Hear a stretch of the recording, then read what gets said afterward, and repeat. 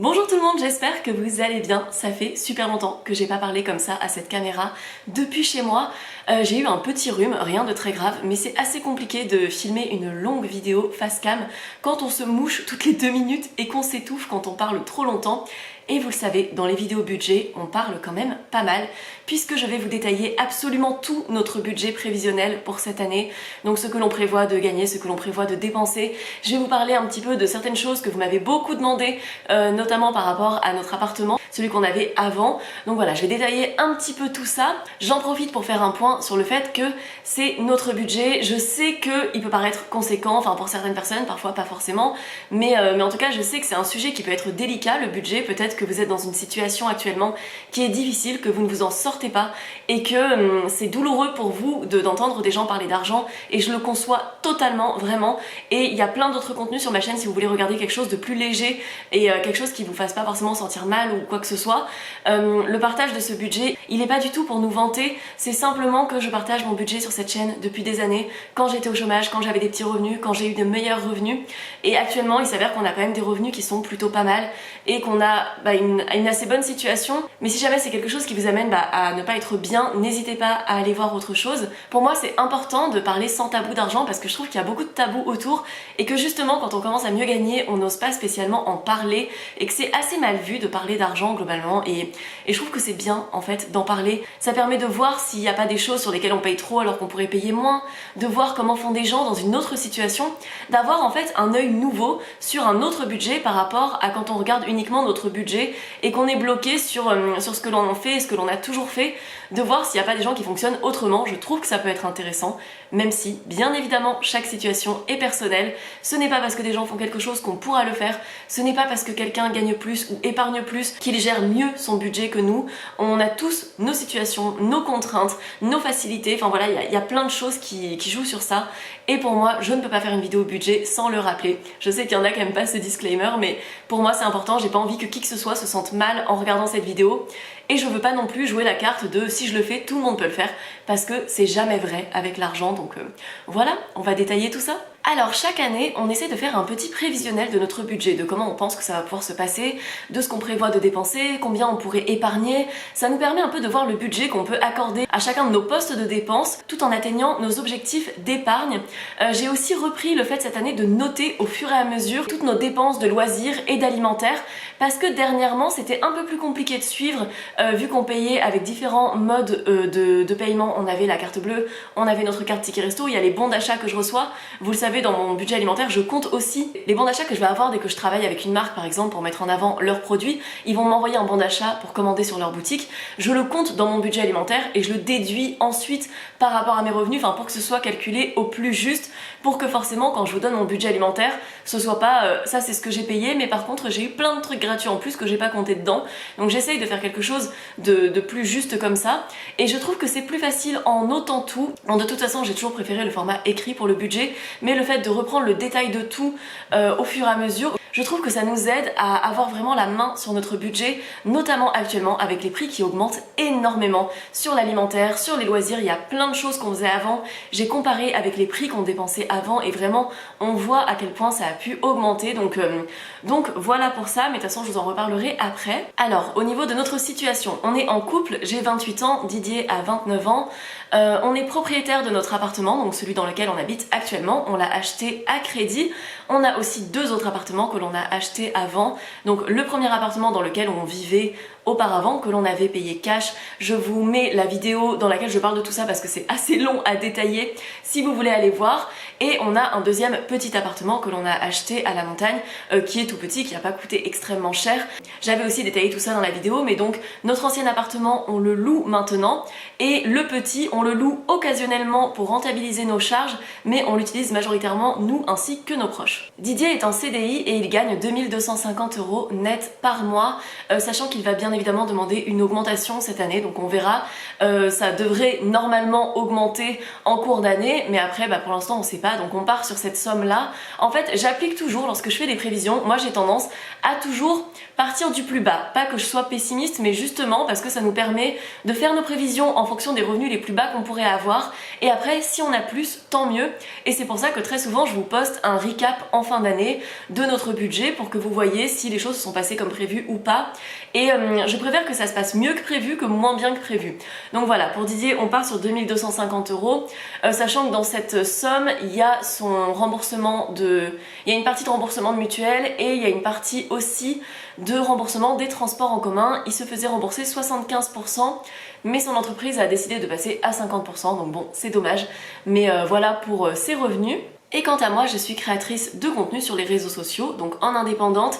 Cette année, je vais miser sur un chiffre d'affaires mensuel minimum de 2600 €, ce qui représente, une fois qu'on retire les charges et les impôts, à peu près 1800 €. Sachant que l'année dernière j'ai fait un bien meilleur chiffre d'affaires que ça, mais c'est ce que je vous disais, pour moi c'est pas parce que j'ai eu un bon chiffre d'affaires l'année dernière que je mise sur le même. Je suis à peu près sûre de pouvoir atteindre 2600 € de chiffre d'affaires cette année, puisque c'est à peu près ce que représente ce que je gagne avec la monétisation YouTube plus une collab dans le mois. Et après, dans l'idéal, je préfère travailler avec 2 collabs minimum par mois, puisque ça me permet de mieux vivre et de mieux épargner ensuite. Mais on va dire que si j'ai ce minimum, c'est déjà pas mal pour moi, et ça me permet d'avoir un revenu qui reste confortable par rapport au temps de travail que je passe dessus. Ça nous fait donc 4068 € net par mois pour deux, ce qui nous place statistiquement dans le haut de la classe moyenne en termes de revenus, sachant que ces statistiques sont pas forcément comment dire, ça veut pas exactement dire la manière dont on le vit, puisque nous, ce revenu, on le vit comme si c'était beaucoup plus que ça, puisque on a un mode de vie très frugal et que ça nous permet d'épargner énormément d'argent.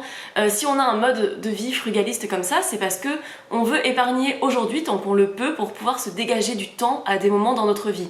Si par exemple à un moment on a un enfant et qu'on a envie de pas travailler pendant un temps pour pouvoir tous les deux s'en occuper, à ce moment-là on aurait beaucoup moins de revenus, et en fait on travaille aujourd'hui, on économise aujourd'hui pour ces moments-là, pour s'acheter du temps en fait, pour pouvoir se dégager du temps à des moments où ce sera important pour nous, plutôt que de consommer plein de choses aujourd'hui qui nous apporteraient pas forcément autant de bonheur que d'avoir du temps libre à des moments où on en aurait besoin. Si l'on compare à il y a 7-8 ans, quand on était étudiant, nos revenus ils ont plus que triplé. Pour autant, notre mode de vie n'a pas tant augmenté que ça.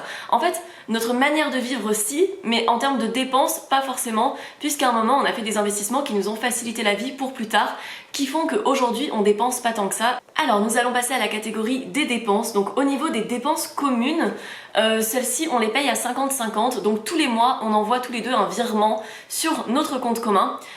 Et donc là, tout ce que vous voyez, ça doit être divisé par 2 par personne. Donc nous avons le crédit immobilier, 857,29 €. J'ai juste écrit ce qu'on a payé le premier mois de l'année, mais après ça varie toujours un petit peu chaque mois. Mais donc ça c'est le crédit pour l'appartement dans lequel on vit actuellement. Nous avons ensuite notre assurance habitation qui est à 26 €. On l'a négociée, elle était à 48 € dans la banque chez laquelle on a fait notre crédit, et c'était super élevé. On a choisi de changer et d'aller chez AXA, donc je sais pas si c'est mieux ou moins bien, mais en tout cas il y avait les mêmes garanties et c'était beaucoup moins cher. Nous avons après notre consommation d'électricité, donc on est chez EDF. On paye 56,23 € par mois, sachant que je vous en ai parlé dans une de mes vidéos récentes sur comment on fait pour consommer le moins possible d'énergie. On consomme moins que ça, mais notre mensualité est plus élevée que ce que l'on consomme réellement, mais on se fait toujours rembourser à la fin. Ça, c'est vrai que ça joue énormément. Je suis bien consciente que notre mensualité ne représente pas une charge énorme pour nous, pour l'électricité, par rapport à divers facteurs, à la fois le fait qu'on soit dans le sud, donc on peut plus facilement vivre sans chauffage que si on était dans le nord, et après notre appartement est pas énorme non plus, on fait super attention à plein de choses. N'hésitez pas à aller voir ma vidéo récente sur la consommation d'énergie, parce que ça peut peut-être être intéressant pour vous. Alors pour la box internet, il y a une différence entre le moment où j'ai écrit mon budget sur papier, puisque je l'avais déjà préparé il y a 2 semaines, et aujourd'hui on a changé de fournisseur entre temps. On était chez Red depuis des années et on était très saoulés par Red depuis des années, qui n'arrêtaient pas d'augmenter leurs tarifs, et en plus de ça le service ici n'était pas idéal, mais parfois on procrastine le fait de changer, et donc on avait notre box la première année qui était à 19,99 €, et au bout de 12 mois ça passait à 29,97 €. Et donc déjà c'était un petit peu le déclic pour nous pour changer, puisqu'il y avait d'autres opérateurs avec ce prix là. Et il y avait en plus de ça le fait qu'on a eu une panne d'internet, que ça a été une vraie galère pour travailler, qu'on a dû partir chez nos parents. C'est pour ça que ma dernière vidéo se passait chez mes parents, enfin je vous en avais parlé dans la vidéo. Et donc ça a été le déclic pour nous. On a changé notre box, on a changé mon forfait, et on va changer le forfait de Didier un peu plus tard. Je vous explique tout ça un peu après. Mais voilà, bye bye Red, on en avait marre depuis longtemps. On est passé chez Bouygues, je sais pas si c'est mieux, encore une fois, je connais pas spécialement, mais en tout cas, moi je trouve que ça capte mieux pour mon portable, et ça c'est quand même pratique, mais en termes de budget, du coup c'est similaire, hein, on allait payer 29,97 chez Red, on paye 29,99 chez Bouygues. Là, c'était pas qu'une question de budget, c'était aussi une question de respect et une question aussi de... On n'avait pas envie d'avoir la box qui bug tout le temps puisqu'on avait très fréquemment des bugs et que Didier travaille souvent en télétravail à la maison, que moi, lorsque je dois exporter une vidéo YouTube, j'ai besoin d'avoir un bon réseau, sinon je suis totalement en galère. Donc voilà, c'était le moment pour nous de changer. Nous avons ensuite les charges de copropriété pour notre résidence qui sont à 117,52 €. Nous avons la taxe foncière, donc ça je l'ai lissée puisqu'on la paye une fois par an. On peut la mensualiser, mais nous ça ne nous intéressait pas forcément, on le paye en une fois, au moment où ça arrive, on prend l'argent de notre compte commun. Mais par contre, en fait, on envoie cette somme tous les mois sur notre compte commun. C'est un peu compliqué à expliquer, mais ça fonctionne bien pour nous de faire comme ça, en fait. On paye tous les mois la même chose, même quand on n'a pas forcément des choses à payer. Ça nous permet de voir où on en est dans notre budget plus facilement, et on a toujours un peu d'avance sur notre compte commun, et ça nous évite d'être en difficulté. Et donc du coup, pour la taxe foncière, on paye 108,33 € par mois. Après, pour le budget course, 280 € par mois. C'est ce que j'ai planifié pour l'année. Je sais pas si ce sera le cas. Je crois que l'année dernière, j'avais planifié 240. Et au bout de 3 mois, j'étais passée à 280 parce que je trouvais que c'était dur de tenir ce budget et que j'avais pas envie de faire des sacrifices sur des choses importantes pour nous non plus. Donc là, on verra. J'ai mis 280 pour le moment. On a mis en place des astuces qui nous permettent de moins consommer qu'avant, malgré l'inflation. Donc par exemple, le fait de faire notre sétan maison. Maintenant, on fait cuire nos légumineuses la plupart du temps maison.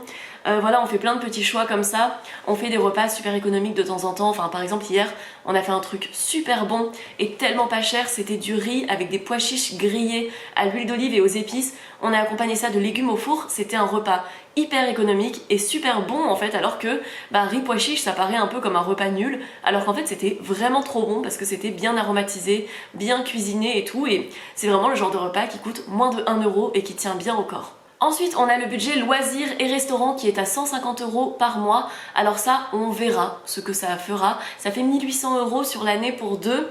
Sachant qu'on aimerait bien, enfin il y a les parents de Didier qui veulent qu'on aille en Italie avec eux en septembre. Donc je pense qu'on ira, enfin moi j'ai juste négocié pour le fait que si on y allait en train parce que j'ai pas envie de cramer mon empreinte carbone pour aller en Italie. Donc on verra les prix des billets de train, si c'est intéressant ou pas. Et après on verra le prix de la location, sachant que ce sera une location qu'on partagera en 5. Donc on verra combien ça nous coûtera tout ça, j'ajusterai, je vous le dirai à la fin de l'année.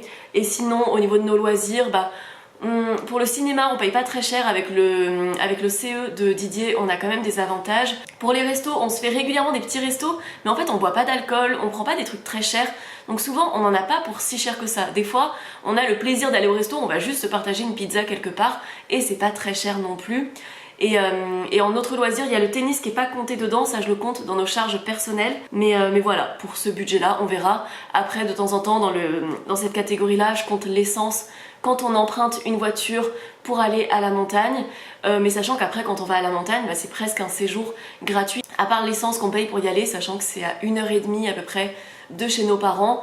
On fait des courses normales généralement quand on y va, on fait pas spécialement de resto parce qu'il n'y a pas de resto vegan là-bas, donc bon, on dépense pas beaucoup quand on va là-bas, mais on a quand même le sentiment de partir en vacances puisqu'on fait de la rando et tout. Et après il y a le ski aussi pour les fois où on en fait, mais on fait pas tant de journées de ski que ça par an. On va plus souvent dans notre studio l'été pour faire de la randonnée que ce qu'on y va l'hiver pour faire du ski, mais c'est vrai que le ski c'est quand même un sacré budget aussi. Mais généralement on fait peut-être 2 journées de ski par an, enfin on fait pas beaucoup de ski.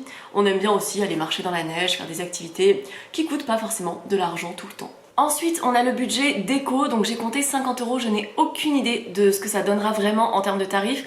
Cette année, on a quand même pas mal acheté de trucs de déco, puisque forcément on a acheté un nouvel appartement et on a laissé tous nos meubles dans l'ancien, donc on a dû acheter des choses. Là, on n'a plus tant de choses que ça à acheter, mais par contre, on veut faire la peinture. Vous avez pu le voir, je pense, dans mes vidéos qui sont tournées de l'autre côté. Le mur de l'autre côté maintenant est blanc.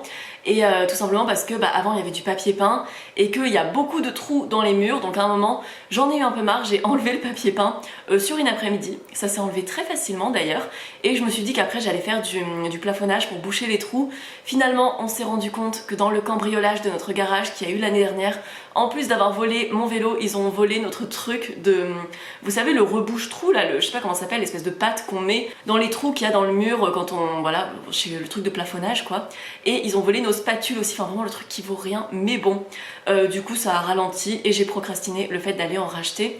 Donc je pense qu'il y a un moment où dès que Didier pourra poser quelques jours de congé, on va aller s'occuper de tout ça, repeindre un peu nos murs, puisque c'est vrai qu'on a envie de personnaliser notre déco. Et pareil, le papier peint derrière, je pense que j'aimerais bien changer. Enfin, d'un côté j'aime bien la couleur et en même temps c'est vrai que j'aimerais bien changer. Enfin, on verra sur tout ça.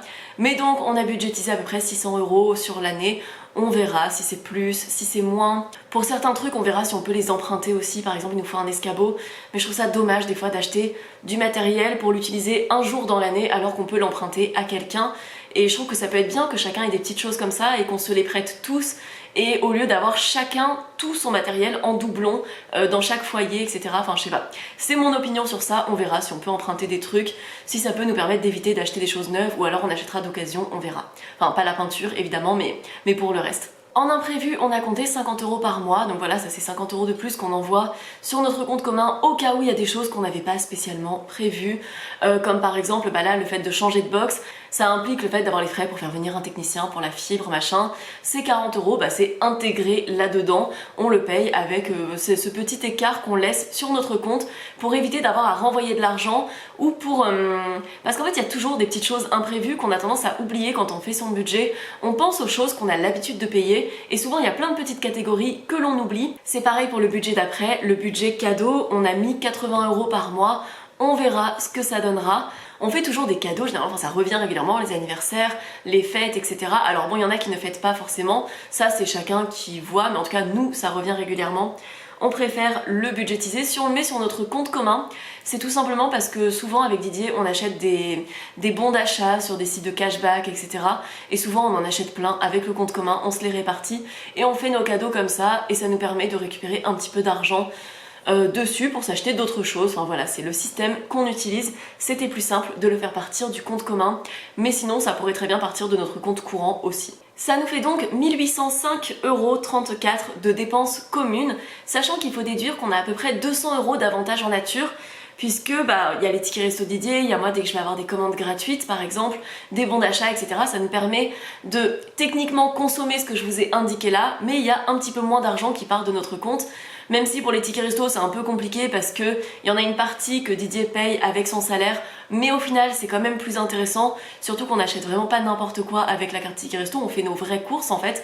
Chaque semaine quand on fait nos courses, on utilise les 25 € de la carte ticket resto et on complète le reste en carte. Et après on utilise aussi la carte ticket resto dès qu'on fait des petits achats d'appoint ou dès qu'on va au restaurant tout simplement. Ça fait donc à peu près 1600 € de vraies dépenses communes et on envoie donc chacun 800 € par mois sur notre compte commun et après le reste ce sont nos dépenses perso. Alors pour les dépenses perso, donc comme je vous l'ai dit, je suis passée chez Bouygues pour mon abonnement téléphonique. C'était pas tellement moins cher que ce que je payais avant chez Red puisque je payais 12,98. Je suis passée à 11,99, mais par contre j'ai un forfait beaucoup plus intéressant et qui passe bien mieux chez moi, donc ça c'était vraiment quelque chose qui était important pour moi puisque là où l'on habite, c'est vrai qu'on n'est pas dans le centre de Marseille, on est à proximité des Calanques, donc on est quand même dans un endroit où le réseau est globalement moins bon, mais j'avais remarqué que ceux qui avaient des abonnements Bouygues avaient un bien meilleur réseau que moi avec SFR. Donc voilà, c'est pour ça que je suis contente d'avoir changé. Pour le bus, donc ça va être le bus dans Marseille, j'achète mes tickets à l'unité, enfin je recharge ma carte. Ça me permet, en rechargeant 20 € sur ma carte de transport, d'avoir les tickets à 1,40 € et en moyenne, je me suis basée sur le fait que je dépenserai pour 15 € de tickets par mois. On verra si c'est le cas. Les transports en commun, c'est l'un de mes modes de déplacement principaux, sachant que j'utilise aussi mes pieds pour aller à pas mal d'endroits et que j'utilise aussi le vélo électrique, mais ça j'en parle après. J'ai le bus pour aller à Aix, sachant que je vais y aller quand même beaucoup moins souvent que l'année dernière. Je me suis basée sur à peu près une fois par mois, ce qui reviendrait à 9 € par mois. Mais on verra. J'ai trouvé une solution aussi qui pourrait me permettre de payer beaucoup moins cher mais qui me coûterait beaucoup plus de temps. Donc je pense que je verrai sur ça. Pour des fois, si j'ai un peu de temps à perdre, si je sais que je suis en avance, quitte à perdre du temps, bah, je payerai vachement moins cher puisque ça me revient quand même 2 fois moins cher. Mais par contre, pour les fois où je suis pressée, ça m'arrange pas forcément de faire 30 minutes de national en plus pour y aller. Donc on verra. Peut-être que j'adapterai sur ça, je vous dirai ça en fin d'année. Ensuite je fais un don à une asso pour marrainer une poule. Donc voilà, ça me coûte 10,20 € par mois, je sais que c'est pas énorme. Ensuite il y a l'abonnement de vélo électrique à 6 € par mois. Donc ça c'est un service de la ville de Marseille que je trouve absolument génial. Alors je trouve qu'il devrait être vachement amélioré, mais dans l'idée je trouve ça génial, puisque quand ça fonctionne bien, quand il y a suffisamment de vélos en circulation, etc., c'est vraiment pratique puisque ça permet, quand on habite comme nous, assez excentré, de pouvoir rejoindre le centre-ville à l'horaire qu'on veut, de pas dépendre des bus, de pas être collé à tout le monde dans les transports en commun quand on a un peu la flemme d'être dans des transports en commun, de pouvoir aller à des endroits plus facilement. On va vachement plus vite en vélo électrique qu'en transport en commun. C'est vraiment quelque chose que je trouve génial, c'est pas cher, 6 € par mois, enfin vraiment c'est très intéressant, et sachant qu'on peut l'utiliser autant qu'on veut, on doit juste pas dépasser une demi-heure, mais globalement la plupart des déplacements que j'ai à faire ne dépassent jamais une demi-heure, donc et si ça dépasse on paye quelques centimes, hein, c'est pas très cher non plus, donc voilà, je trouve que ça c'est vraiment génial.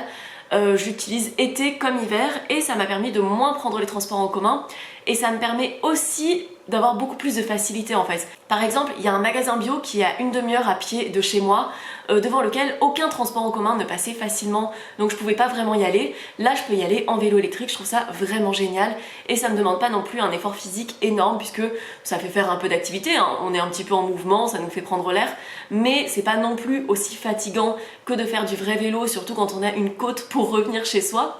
Mais je sais pas, je trouve que c'est un super compromis, c'est bas carbone, enfin je trouve ça vraiment très très bien comme initiative. Je trouve que ça devrait être encouragé et encore amélioré. Nous avons ensuite l'abonnement au club de tennis, donc ça nous a coûté à peu près 875 € pour deux pour l'année, sachant que ça comprend des cours et ça comprend notre adhésion pour y aller en illimité. Ça nous revient donc à 36,46 € chacun par mois. C'est à peu près l'équivalent de ce qu'on paye dans une salle de sport, mais c'est vrai que le terrain de tennis est dans un cadre génial, que nous on y va très souvent, puisque lorsque Didier est en télétravail, on y va le midi, on y va le week-end. Je pense qu'actuellement on doit y aller 4 à 5 fois par semaine et ça nous fait un bien fou. Donc voilà, ça nous coûte un peu d'argent. C'est quelque chose sur lequel on aurait eu plus de mal à dépenser quand on était étudiant par exemple, mais aujourd'hui clairement ça nous fait vraiment plaisir. Après bon je le compte dans mes dépenses perso, mais c'est ce que je vous disais avant, le virement vers le compte commun de 802,67 €, c'est pour être précis mais en réalité on envoie 800 €. Le budget vêtements, j'ai prévisionné, ça se dit ça, provisionné, bon je sais pas, 20 € pour le mois.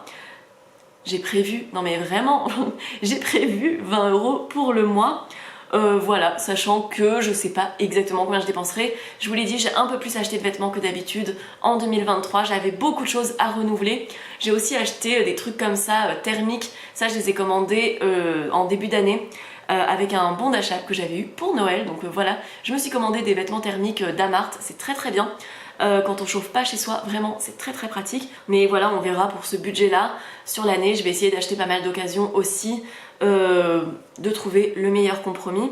Ça me fait au total 912 € de dépenses prévues par mois, donc si on reste sur le revenu que j'ai prévu d'avoir, ça me ferait épargner 905,69 € par mois, donc une très bonne épargne, à peu près 50% de ce que j'ai prévu de gagner.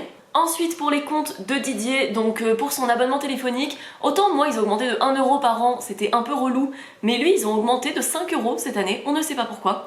Il est passé à 17,98 €, donc il va évidemment résilier ça.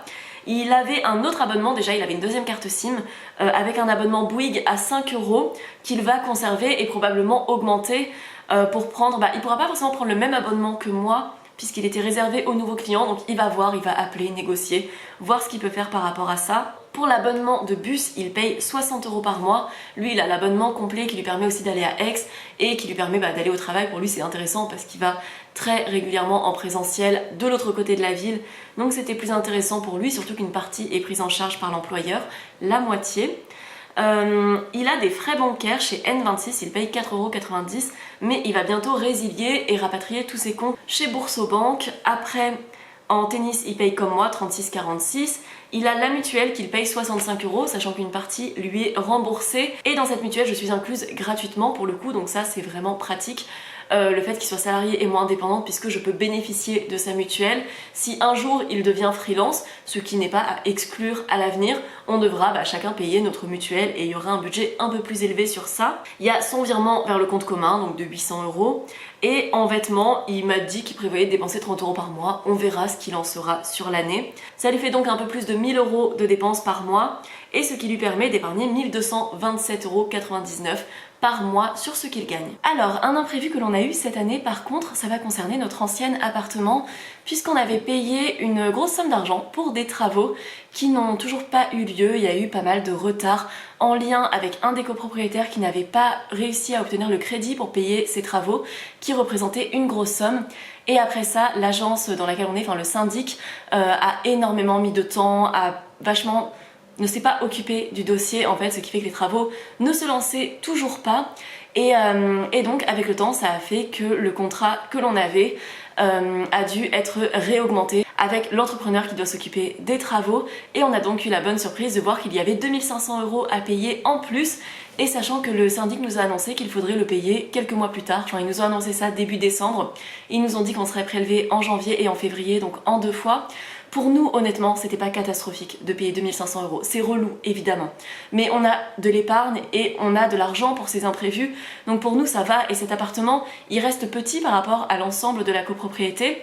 Mais par exemple, il y a un de nos voisins qui a de base une situation financière qui est délicate, qui vient de divorcer, etc. Enfin voilà, qui n'a pas une situation facile financièrement, et vu qu'il a un appartement beaucoup plus grand que le nôtre, qui représente plus de parts dans la copropriété, lui dans son cas c'est pas 2500 €, c'est presque 8000 € qu'il va devoir payer et qu'il va devoir sortir en quelques mois en fait. Donc ça a été vraiment la nouvelle pas évidente de fin d'année, genre vraiment joyeux Noël. Et donc comme vous pouvez le voir, je vais vous afficher, je vais pas le détailler à l'oral, mais je vais vous afficher les comptes de nos appartements, combien ça nous coûte par mois pour que vous le voyez un petit peu, parce que c'est pas quelque chose dont je parle tout le temps, parce que vu que c'est pas intégré dans notre budget perso, normalement on fait en sorte que tout s'équilibre un petit peu pour ne pas que ça nous coûte de l'argent à investir. Donc là bon, exceptionnellement on a dû envoyer de l'argent de nos comptes sur le compte dédié à nos appartements, puisque il y avait ces 2500 € à payer. Donc là ça a été un vrai imprévu qu'on a sorti de notre épargne imprévue justement. On est content de l'avoir pour ça, parce que évidemment si on était à l'équilibre, ces 2500 € ça aurait pu nous mettre en difficulté, ça aurait pu nous demander de faire un crédit, etc. Alors bon, on est évidemment très mécontent contre notre syndic, hein, on fera des choses plus tard, mais en attendant on doit payer cette somme. Donc on va le faire, on a la chance de pas avoir besoin de faire un crédit consommation pour payer cette somme. Et après, donc vous voyez, nos comptes en temps normal s'équilibrent plutôt pas mal, puisqu'avec la location de notre ancien appartement, ça nous permet de pas faire un bénéfice de dingue, puisque déjà on ne retire pas de bénéfice, mais de pouvoir payer les charges de nos 2 appartements, et ça nous permet aussi de garder de l'argent pour le réinvestir dès qu'il y a des choses à faire, comme par exemple, là c'est quelque chose qu'il y a à faire, c'est que le chauffe-eau commence un petit peu à rendre l'âme, et on a donc prévu de le changer. On a budgétisé 1000 € pour ça. Après on va voir, on a vu qu'il pouvait y avoir des aides de l'État aussi si on changeait pour un chauffe-eau écologique, donc on va regarder parce que ça nous intéresserait. Mais voilà, ça pour le coup ça entre dans la budgétisation, sachant que normalement on a toujours un petit peu plus en fin de mois qu'en début de mois quand on paye des choses pour nos appartements avec ce compte là. Là avec les charges en plus à payer, donc là on a dû les payer d'un coup, donc forcément ça représente beaucoup, mais lissé sur l'année ça s'intègre à peu près dans le budget. On a un petit déficit à la fin, sachant que cette somme, la somme que l'on touche, les 600 € ne sont pas encore déduits des impôts, donc il y aura des impôts à payer en plus. On verra pour tout ça, si à ce moment-là on se rend compte que ça nous fait sortir un peu trop d'argent par rapport à ce qu'on avait prévu, on mettra en location le petit studio, puisque on s'était dit que cette année on aurait bien aimé ne pas forcément avoir à gérer les locations en courte durée, parce que moi c'est pas ma passion la location courte durée, et que c'est à une station, donc on peut pas vraiment le louer en long terme. Enfin il y a personne qui est intéressé pour vivre dans un appartement de 17 mètres carrés en station à l'année, bien évidemment, mais on va voir éventuellement s'il y a des saisonniers que ça peut intéresser, ou on va regarder pour le louer. On a la chance que ça parte très vite en courte durée, durée puisque les hôtels qu'il y a à côté sont vraiment très chers et nous à chaque fois qu'on le met en location à peu près 50 € la nuit ça part immédiatement et donc c'est assez rentable pour nous, c'est juste que c'est beaucoup de charge mentale et on préfère globalement garder cet appartement pour nous ou le prêter à notre entourage et voilà avoir le côté où on n'a pas à gérer un appel à 23 h si la personne ne sait pas comment faire fonctionner le chauffage, la plaque, etc. C'est vrai que la courte durée c'est aussi ça. Et c'est pour ça qu'on préférait justement pouvoir amortir ces frais-là qui ne sont pas non plus énormes avec l'autre appartement. Mais s'il y a besoin, on sait que ça peut être une source de revenus supplémentaire. C'est juste une source de travail supplémentaire aussi parce que évidemment, on va mieux s'en occuper quand on va le prêter, enfin quand on va le louer à des gens qui payent. On va vraiment s'assurer qu'il est parfaitement nettoyé, que tout va absolument bien dedans. Alors que quand on le prête à des proches, on leur passe les clés, ils nous le rendent dans un bon état. Mais voilà, on n'est pas parano de tout checker si c'est parfaitement nettoyé, etc. Enfin, donc au final, on a des revenus annuels prévisionnels de un peu moins de 49 000 € pour l'année, net d'impôts. Il est possible que ce soit plus avec l'augmentation de Didier, comme je vous le disais, s'il en a une, avec aussi si j'ai des contrats en plus, puisque là je suis partie vraiment sur le minimum. Dans l'idée, j'aime bien avoir plusieurs contrats par mois et pas qu'un seul. Donc voilà, on va voir sur ça. Mais en tout cas, ce serait notre prévision basse de revenus, qui est quand même très positive, parce que ce sont de très bons revenus. On va clairement pas s'en plaindre. En termes d'épargne mensuelle, ça nous ferait donc, si tout se passe bien, un minimum d'épargne de 2135 € par mois à peu près, ce qui représente un peu plus de 25 000 € épargnés sur l'année. Donc c'est vraiment très bien, sachant qu'en plus de cette épargne, on rembourse notre bien dans lequel on habite. Donc il y a une forme d'épargne qui se crée si jamais un jour on était amené à le revendre par exemple, bah, on aurait beaucoup moins de reste à payer. Enfin, en gros, quand on paye son crédit immobilier, c'est pas une épargne du montant de la mensualité parce que bah, c'est pas autant, mais il y en a quand même une partie qui gonfle un peu notre épargne aussi, sans parler du fait que notre logement peut prendre de la valeur et tout ça. Donc là ça fait vraiment gonfler notre épargne nette, mais notre patrimoine global augmente de plus que 25 000 € par an, puisqu'on va avoir des intérêts sur nos différents placements, puisqu'on va avoir nos biens immobiliers qui prennent en valeur, et puisqu'il y a aussi le fait que l'on rembourse des parts de notre appartement. Donc notre patrimoine net augmente aussi en plus de ces 25 000 €. Au niveau des placements, vous me le demandez souvent, je vous avais détaillé tout ça dans ma vidéo sur mon budget de 2023, donc les différents placements que l'on avait pris, parce que je vous en avais parlé l'année dernière, au final on a épargné 45 000 €, donc vraiment une somme très conséquente pour nous, enfin pour la plupart des gens je pense, c'est une très belle somme. Et donc là, en fin d'année, on verra à combien on en sera. Je vous ferai bien évidemment un récap de tout ça. Nos objectifs du coup pour 2024, c'est de maintenir un bon taux d'épargne comme ça, de mettre de côté pour nos futurs projets, pour l'apport de la maison que l'on aimerait avoir plus tard. J'aimerais bien aussi mener un projet professionnel qui potentiellement me demandera d'investir une grosse somme de ma poche, même si dans l'idée je pense en récupérer plus que ce que j'aurais mis, c'est le but quand même. Mais donc ça me demandera probablement de désépargner une grosse somme, ça je vous en parlerai plus tard bien évidemment. En tout cas c'est tout pour nos projets financiers. J'espère vraiment que cette vidéo aura pu vous plaire, aura pu répondre aux questions que vous me posez très souvent, notamment concernant les appartements aussi. Voilà, c'est une vidéo que j'adore faire, c'est un type de vidéo que j'adore partager chaque année. Je sais que mon budget devient un peu plus compliqué chaque année avec de plus en plus de lignes et de choses, donc ça peut être très long comme format, donc merci à ceux qui auront pu rester jusqu'au bout. Si jamais vous ne voulez rien manquer de mes futurs contenus, n'hésitez pas à vous abonner à ma chaîne. On parle d'argent, on parle de recettes végétales, de budget, de petits défis avec l'alimentation, l'argent, etc. De lifestyle aussi. J'ai également un compte Instagram sur lequel vous pouvez me retrouver, c'est Mûres et Noisettes également. J'ai un podcast du même nom et si la vidéo vous a plu et que vous voulez me soutenir, n'hésitez pas à mettre un commentaire ou un like, ça m'aide énormément. Je vous fais de gros bisous et je vous retrouve dans environ 5 jours. Ciao ciao!